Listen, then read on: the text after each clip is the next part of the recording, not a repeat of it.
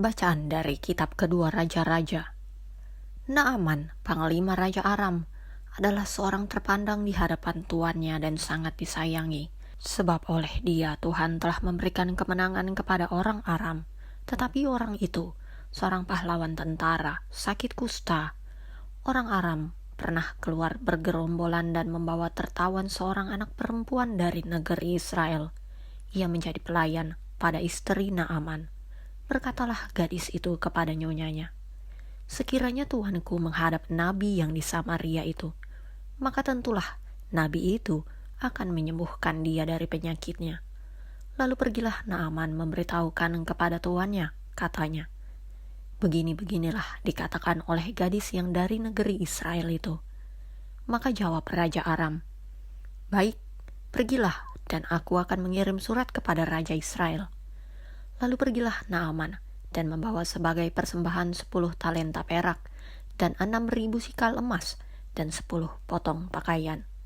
Ia menyampaikan surat itu kepada Raja Israel yang berbunyi, "Sesampainya surat ini kepadamu, maklumlah kiranya bahwa aku menyuruh kepadamu Naaman pegawaiku, supaya engkau menyembuhkan dia dari penyakit kustanya."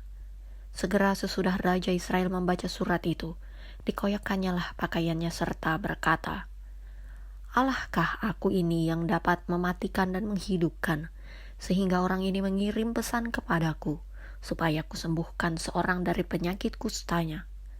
Tetapi sesungguhnya, perhatikanlah dan lihatlah, ia mencari gara-gara terhadap aku." Segera sesudah didengar Elisa, abdi Allah itu, bahwa Raja Israel mengoyakkan pakaiannya, dikirimnyalah pesan kepada Raja, bunyinya, "Mengapa engkau mengoyakkan pakaianmu? Biarlah ia datang kepadaku, supaya ia tahu bahwa ada seorang nabi di Israel." Kemudian datanglah Naaman dengan kudanya dan keretanya, lalu berhenti di depan pintu rumah Elisa.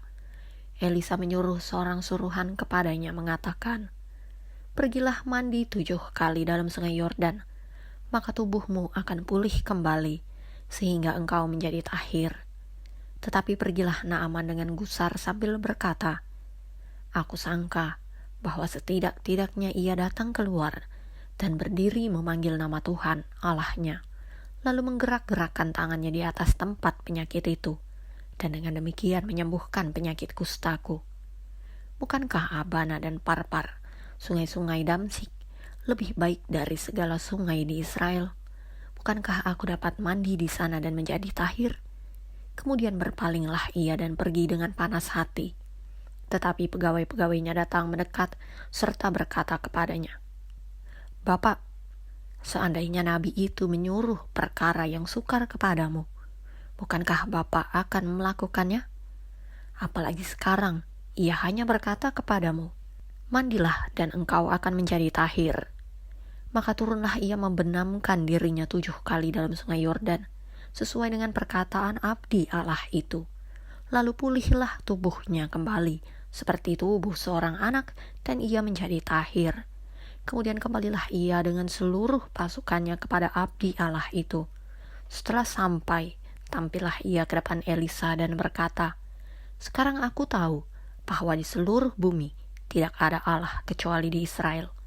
Karena itu, terimalah kiranya suatu pemberian dari hamba-Mu ini." Demikianlah sabda Tuhan. Mazmur tanggapan, "Jiwaku haus akan Allah yang hidup. Bilakah aku boleh datang melihat Allah? Seperti rusa yang merindukan sungai yang berair, demikianlah jiwaku merindukan Engkau, ya Allah. Jiwaku haus akan Allah yang hidup. Bilakah aku boleh datang melihat Allah? Jiwaku haus kepada Allah yang hidup. Bilakah aku boleh datang melihat Allah? Jiwaku haus akan Allah yang hidup. Bilakah aku boleh datang melihat Allah? Suruhlah terang-Mu dan kesetiaan-Mu datang, supaya aku dituntun dan dibawa ke gunung-Mu yang kudus dan ke tempat kediaman-Mu. Jiwaku haus akan Allah yang hidup. Bilakah aku boleh datang melihat Allah?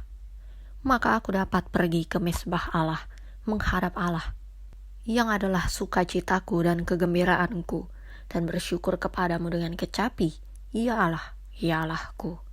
Jiwaku haus akan akan Allah yang hidup. Bilakah aku boleh datang melihat Allah? Bacaan Injil menurut Santo Lukas. Dan katanya lagi, aku berkata kepadamu, sesungguhnya tidak ada nabi yang dihargai di tempat asalnya. Dan aku berkata kepadamu, dan kataku ini benar. Pada zaman Elia, terdapat banyak perempuan janda di Israel, ketika langit tertutup selama 3 tahun dan 6 bulan, dan ketika bahaya kelaparan yang hebat menimpa seluruh negeri.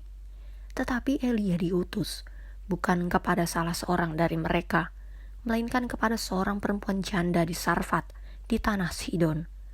Dan pada zaman Nabi Elisa, banyak orang kusta di Israel, dan tidak ada seorang pun dari mereka yang ditahirkan, selain daripada Naaman, orang Syria itu. Mendengar itu sangat marahlah semua orang yang di rumah ibadat itu. Mereka bangun, lalu menghalau Yesus keluar kota, dan membawa dia ke tebing gunung, tempat kota itu terletak, untuk melemparkan dia dari tebing itu. Tetapi ia berjalan lewat dari tengah-tengah mereka, lalu pergi. Demikianlah Injil Tuhan.